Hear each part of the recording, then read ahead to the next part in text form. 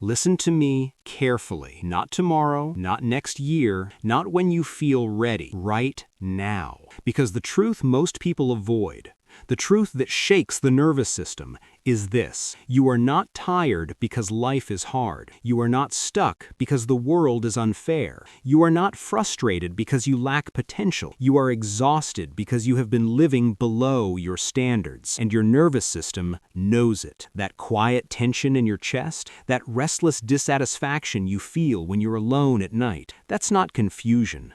That's not anxiety. That is your identity screaming for alignment. See, most people think change happens when circumstances improve, when money increases, when confidence magically appears, when motivation shows up like a visitor knocking on the door. That's a lie. Change happens the instant a decision is made with absolute certainty. Not a wish, not a preference. A decision so strong that your body reorganizes around it. Because your life does not respond to your words. It responds to your state. And right now, be honest, what state have you been rehearsing every day? Hesitation? Doubt? Distraction? Waiting? You've trained your nervous system to tolerate mediocrity, to normalize delay, to accept excuses as logic. And yet, deep down, you know something critical. You were built for more intensity than this. You weren't designed to play small. You weren't wired to drift. You weren't born to negotiate with fear. But here's the brutal truth most people never hear. Your life will only change when the pain of staying the same becomes greater than the pain of change. And right now, that pain is knocking. That's why you're here. That's why this moment feels charged. That's why your pulse is different as you listen. This isn't inspiration. This is an interruption, because the quality of your life is determined by the quality of the decisions you make under emotional pressure. And most people crumble under pressure because they've never trained their state. They wait until they feel confident to act. But confidence is not the cause, it's the effect. Action creates confidence. Movement creates emotion. Decision creates power. Your emotions are not random. They are the result of what you focus on, what you move, and the meaning you assign. Change your physiology, your posture, your breath, your intensity, and your psychology follows. That's why when you sit collapsed, breathing shallow, scrolling endlessly, your mind fills with doubt. But when you stand tall, breathe deep, and move with purpose, your brain releases certainty. You don't need more information. You need more command over your state. Because the moment you change your state, you change what you believe is possible. And belief is not some fluffy idea. Belief is a command to your nervous system about what actions are available. Low belief narrows your options. High belief expands them. And belief is built through decisions kept, not promises made. Every time you say, "I'll do it later," your identity weakens. Every time you hesitate, your standards drop. Every time you tolerate less than your best, you reinforce a story about who you are. But hear this, and let it land. You are not your past patterns.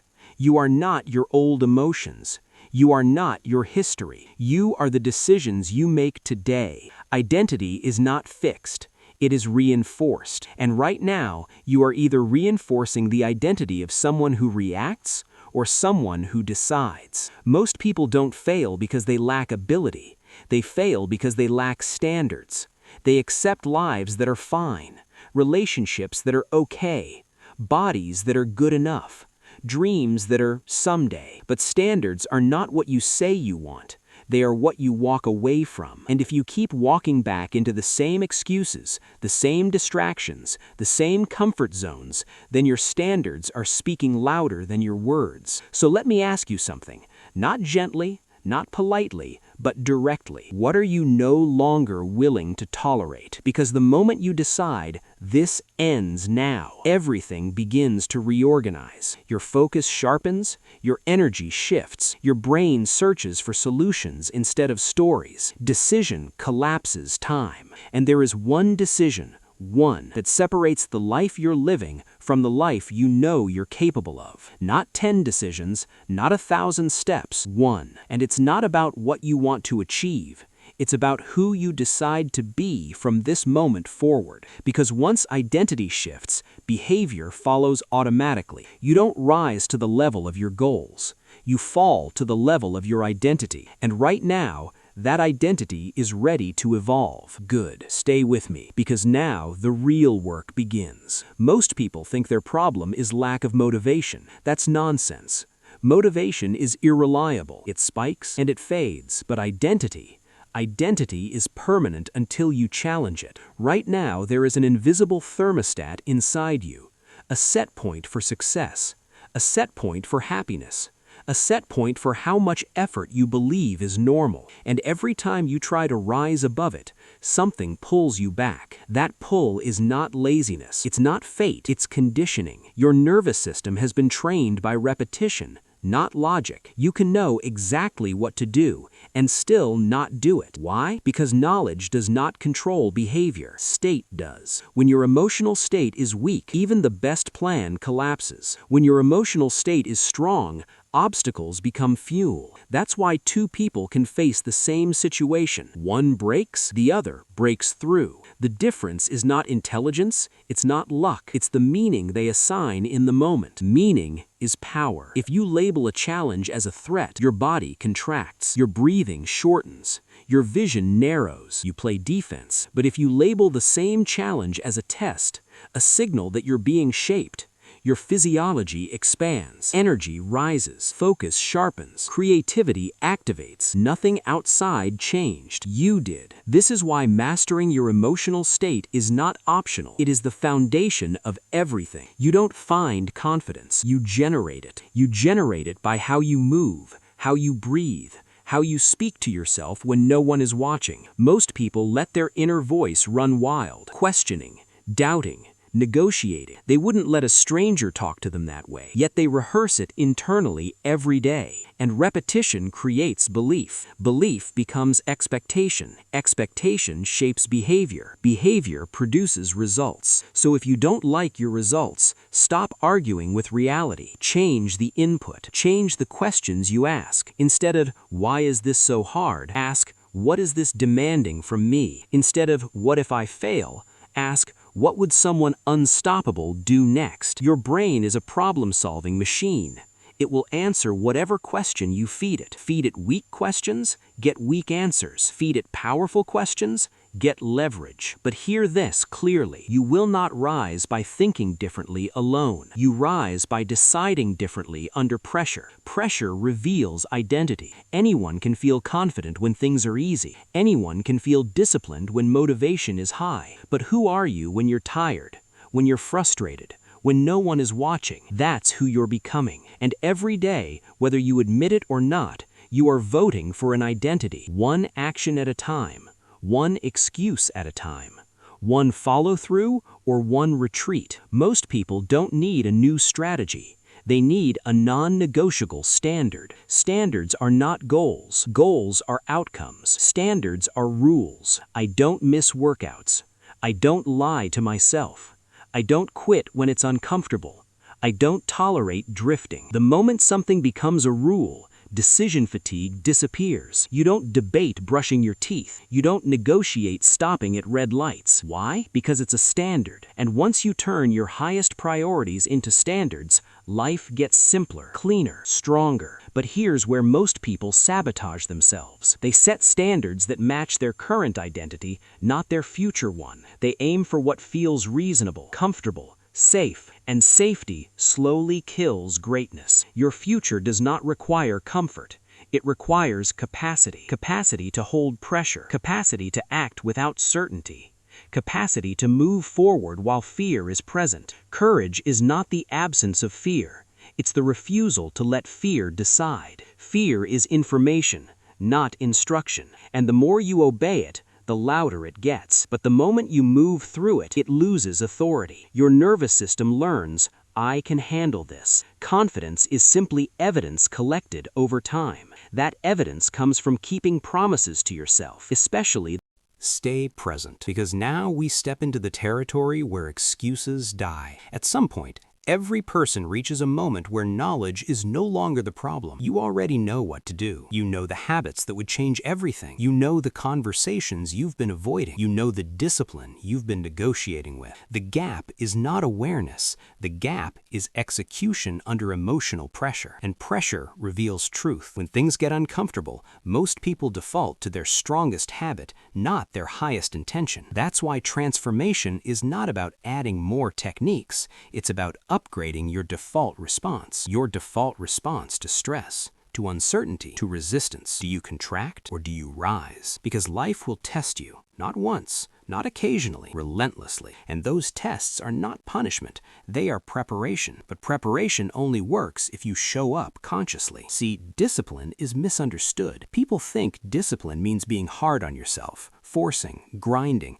pushing until you break. That's not discipline, that's war. Real discipline is alignment. It's when your actions match your values, even when your emotions don't cooperate. It's choosing the future you respect over the present that tempts you. And temptation is always emotional. It never comes with logic. Logic says do the work. Emotion says do it later. If emotion always wins, your life stays small.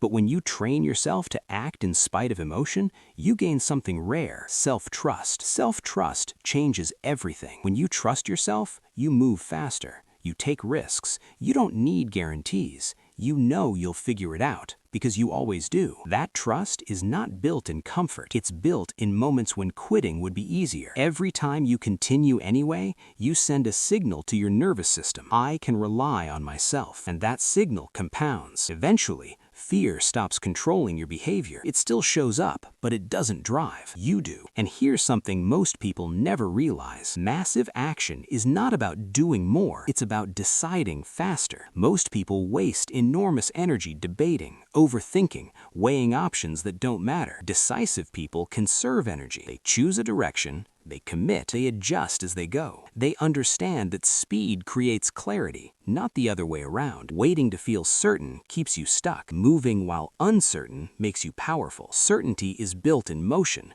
and motion requires courage. Not loud courage, not dramatic courage, but quiet, daily courage. The courage to show up when no one is applauding. The courage to do the boring work. The courage to disappoint people who preferred the old version of you. Yes, some people will resist your growth, not because you're wrong, but because your change challenges their comfort. Your discipline reminds them of their excuses. Your standards expose their avoidance. And some will try to pull you back, subtly, with jokes, with doubt, with concern disguised as care. But growth often requires separation before elevation, not abandonment. Clarity. You don't need everyone to understand your path. You need to respect it. And respect begins with boundaries. Boundaries around your time, your energy, your focus. If you don't protect your focus, the world will gladly consume it. Distraction is not accidental. It's designed. Endless noise, constant comparison, dopamine on demand. All of it pulls you away from depth. But depth is where power lives. Shallow effort produces shallow results. Deep commitment changes identity, and identity is the ultimate leverage. Once you see yourself as someone who finishes, you finish. Once you see yourself as someone who adapts, you adapt.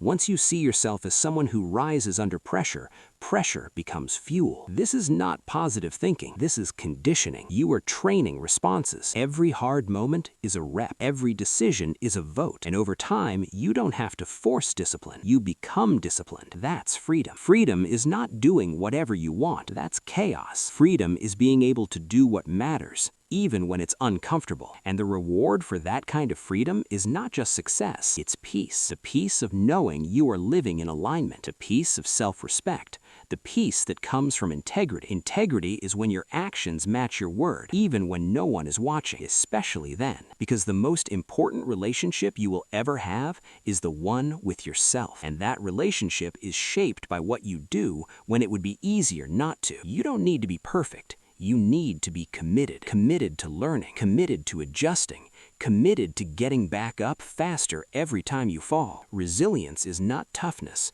It's flexibility. Rigid people break. Adaptable people grow. And growth requires humility. The humility to admit when something isn't working, and the strength to change it. Not tomorrow, now. Because the future is not built later. It's built in moments like this, when you choose to stay engaged instead of drifting. This is the work. This is the edge. And if you stay here, if you keep choosing alignment over comfort, momentum will take over. We're not done yet. Stay locked in, because now we move from effort to power. At some point, discipline stops feeling like discipline. It becomes identity. You no longer ask, should I do this? You ask, who would I be if I didn't? That's when everything shifts. Most people live from emotion to emotion. They let mood decide movement. They let energy dictate effort. Powerful people reverse the order. They move first. Energy follows. Emotion adjusts. They don't wait to feel strong. They act strong, and the body catches up, because the body is the fastest way to change the mind. Change how you move, your posture, your breath, your pace, and your psychology shifts instantly. That's not theory. That's biology. Your nervous system doesn't understand motivation speeches. It understands patterns.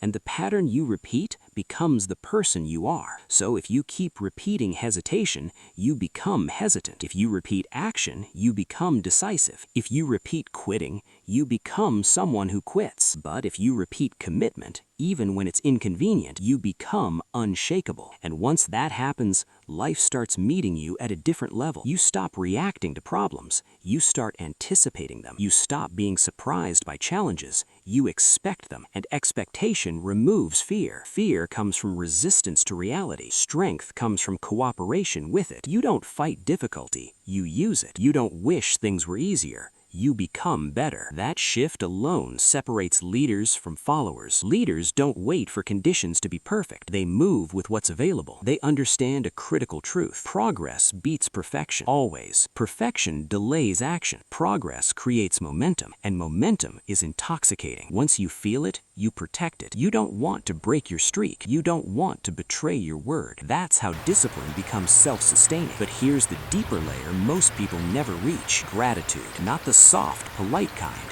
the fierce kind. Gratitude that says, I am alive, I am capable, I am responsible. Gratitude that fuels action, not complacency, because entitlement weakens you. Gratitude strengthens you. When you're grateful, you don't waste time complaining. You don't sit in victimhood. You act. You contribute. Contribution is the highest human need. Success without contribution feels empty. Achievement without meaning collapses. But when your growth serves more than just you, your energy multiplies. You push harder. You endure longer. You rise faster. Because now it's not just about your comfort. It's about your impact. And impact requires courage. The courage to be seen. The courage to fail publicly. The courage to lead without guarantees. Most people avoid that courage because they fear judgment. But judgment loses its power the moment you decide your mission matters more than opinions. People will judge you if you try. They'll judge you if you don't. So choose the judgment that comes with growth.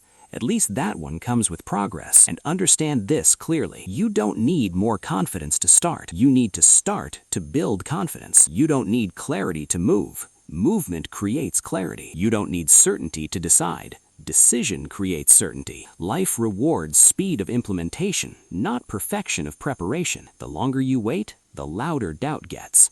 The faster you move, the quieter fear becomes, because action collapses uncertainty. And uncertainty is where most people live. Half in, half out. Wanting change, but protecting comfort. Comfort is expensive. It costs you your future. And deep down, you already know that. That's why comfort no longer feels comfortable. That's why distraction feels empty. That's why rest without progress feels heavy. Your nervous system is ready for expansion. And expansion requires one thing above all else. A decision that is final. Not emotional, not dramatic. Final. A decision that says, I will figure it out. I will adapt. I will not quit. Not because it's easy, but because it's necessary. Necessary for your self-respect. Necessary for your growth. Necessary for the life you know you're capable of.